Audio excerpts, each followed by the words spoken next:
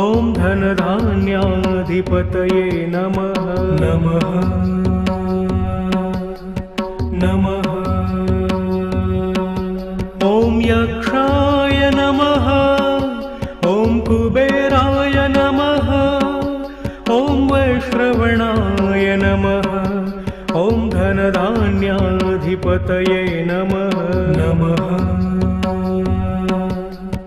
नमः। ॐ यक्षाय नमः। ॐ कुबेराय नमः। ॐ वैश्रवणाय नमः। ॐ धनधान्याधिपतये नमः